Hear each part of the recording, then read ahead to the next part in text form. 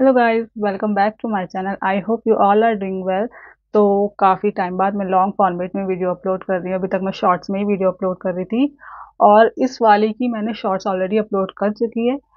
तो मेरे पास मैंने इसको भी फुल फॉर्मेट में शूट किया था, लेकिन मुझे टाइम नहीं मिल रहा था एडिट करने के लिए। तो फाइनली मुझे मिल गया टाइम एंड ये मुझे गिफ्ट रिसीव हुआ था और मैंने सोचा क्यों ना इससे अपने लिए सूट और प्लाजो पैंट बनाया जाए। तो मैंने इसे सूट, सिंपल सूट और प्लाजो पैंट बनाया। इसमें कुछ इतना खास नहीं है, बस थोड़ा सा मैंने इसमें नेक में थोड़ा सा चेंजेस दिए हैं और इसे बनाना काफ़ी ईजी है। आप भी अपने लिए बना सकते हैं। तो चलिए ट्यूटोरियल स्टार्ट करते हैं। Let's get started. मेरे पास ये सूट सेट है जिसमें सूट एंड सलवार का फैब्रिक है। पहले मैं अपर पार्ट बनाऊंगी। तो मैंने अपर पार्ट के बैक पार्ट को हिप साइज के अकॉर्डिंग फोल्ड कर लिया है। इससे मैं पहले स्लीव्स का फैब्रिक अलग कर दूंगी। तो इसकी विड्थ जो मैंने ली है वो हिप साइज के अकॉर्डिंग ली है और लेंथ मैंने पूरी ली है। मैंने स्लीव्स के फैब्रिक को कट कर लिया है। अब मैं आधा इंच नीचे की तरफ निशान लगाऊंगी, देन एक स्ट्रेट लाइन ड्रॉ कर लूंगी।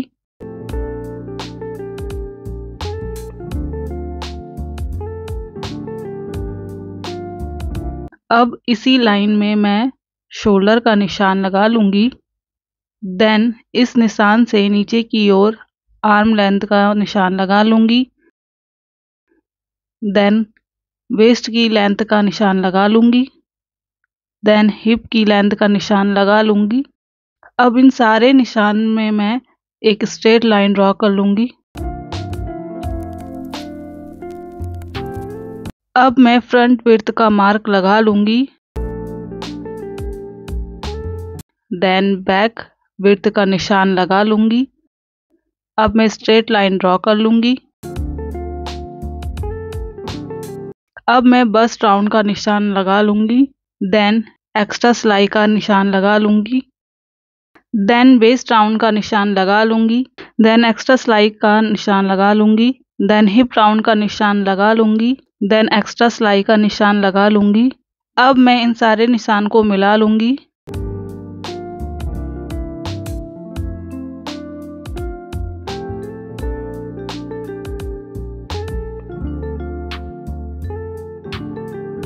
वेस्ट में हल्का सा कर्व ड्रॉ कर लूंगी। यहाँ पर भी कर्व ड्रॉ कर लूंगी। देन यहाँ पे नीचे की तरफ शोल्डर ड्रॉप का निशान लगा लूंगी। अब मैं नेक की विड्थ का निशान लगा लूंगी। देन दोनों निशानों को आपस में मिला लूंगी। अब मैं इसे कट कर लूंगी। मैंने ये कट कर लिया है। अब मैं इसमें कट्स लगा लूंगी ताकि स्टिच करते समय दिक्कत ना हो।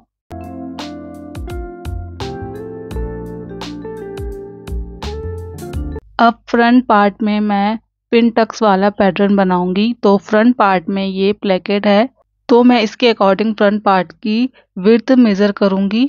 लेकिन अगर आपके फ्रंट पार्ट में प्लेकेट नहीं है तो आपने जो बैक पार्ट की फैब्रिक की विड्थ ली थी तो उसमें आपको 2.5 इंच एक्स्ट्रा लेते हुए फ्रंट पार्ट की फैब्रिक की विड्थ लेनी है। अब इसमें ऑलरेडी ये है तो मैंने इसको मेज़र किया। इस प्लेकेट की विड्थ 2 इंच है, तो मेरे वाले में बैक पार्ट की विड्थ 11.5 इंच थी, उसमें 2.5 इंच ऐड करके 14 इंच हो जाएगा। देन 14 इंच में से 2 इंच घटा दूंगी तो 12 इंच बचेगा और यही फ्रंट पार्ट की विड्थ होगी। तो मैंने 12 इंच आगे की तरफ निशान लगा लिया है। सेम इधर की तरफ भी 12 इंच का निशान लगा लिया है। आप इसे फोल्ड करके निशान लगाना, देन कट करना। मैंने इसलिए फोल्ड नहीं किया क्योंकि बीच में बटन्स थे जिसकी वजह से फोल्ड नहीं हो रहा था, इसलिए मुझे ऐसे निशान लगाना पड़ा। मैंने एक्स्ट्रा फैब्रिक कट कर लिया है। अब इसमें हम पिन टक्स बनाएंगे। पिन टक्स बनाने से पहले आप इसमें प्लेकेट्स को अटैच कर लेना। अब प्लेकेट से आधा इंच या 1 इंच का गैप छोड़ते हुए इसमें पिन टक्स बना लेंगे। पिन टक्स पैटर्न बनाने के लिए आप पहले निशान बना लेना कि आपको कितने गैप में पिन टक्स बनानी है। मैंने आधा इंच का गैप लेते हुए दोनों साइड टोटल 8 लाइंस ड्रॉ की है और इसकी लेंथ मैंने ऊपर से लेकर प्लेकेट की टोटल लेंथ तक ली है। अब मैं एक एक करके इन लाइंस को फोल्ड करते हुए किनारे में स्टिच लगाते हुए पिन टक्स तैयार कर लूंगी। मैंने पिन टक्स बना लिए हैं। अब मैं इसे फोल्ड कर लूंगी। देन इसके ऊपर बैक पार्ट को फोल्ड करते हुए रख लूंगी। ये बंद साइड है और इधर की तरफ ओपन साइड है। अब मैं सेम इसे भी कट कर लूँगी। अब मैं पहले बैक पार्ट में आर्म लेंथ मेज़र करूँगी, then same mark front part में लगा लूँगी। देन फ्रंट लेंथ मेज़र करूँगी और सेम मार्क फ्रंट पार्ट में लगा लूँगी। अब बैक पार्ट को हटा दूँगी एंड फ्रंट पार्ट में आर्म कर्व ड्रॉ कर लूँगी। देन इसे कट कर लूँगी। अब स्लीव्स कट करूँगी तो बैक पार्ट को कट करते हुए जितना फैब्रिक बचा था उस पूरे फैब्रिक को मैंने 4 फोल्ड कर लिया है। अब मैं बंद वाली साइड से निशान लगाऊंगी। ऊपर से नीचे की तरफ 3.5 इंच का निशान लगा लूँगी। देन स्लीव्स की टोटल लेंथ का निशान लगा लूँगी और उसमें 2 इंच एक्स्ट्रा का भी निशान लगा लूँगी। सेम निशान इधर भी लगा लूँगी। देन इन निशानों को मिलाते हुए स्ट्रेट लाइन ड्रॉ कर लूँगी। देन मैं स्लीव्स की विड्थ का निशान लगाऊंगी। देन नीचे बॉटम की विड्थ का निशान लगाऊंगी। देन इन दोनों निशान को आपस में मिलाते हुए स्ट्रेट लाइन ड्रॉ कर लूँगी। Then front and back curve draw कर लूँगी। मैंने 1 इंच एक्सेस सिलाई का निशान लगा लिया है। अब इसे कट कर लूँगी। मैंने ये कट कर लिया है।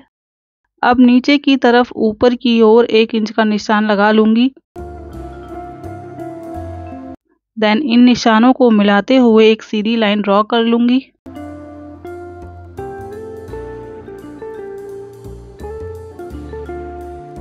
देन इस लाइन से नीचे की ओर 2 इंच का निशान लगा लूँगी। इन निशानों को मिलाते हुए सीधी लाइन ड्रॉ कर लूँगी।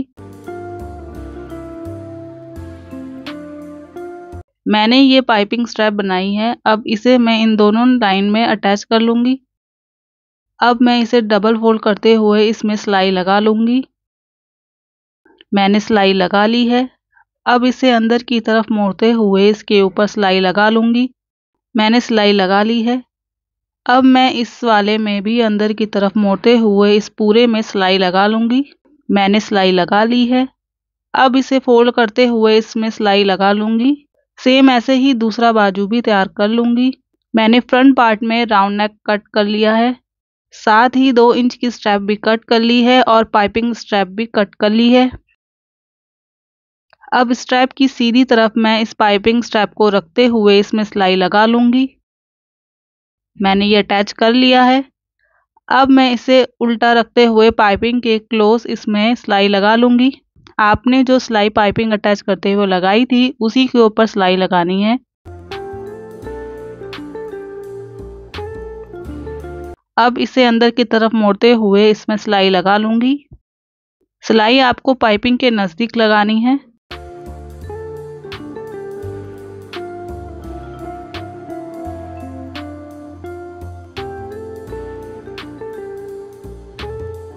अब इसे अंदर की तरफ मोड़ते हुए पाइपिंग के नज़दीक पूरे में सिलाई लगा लूँगी।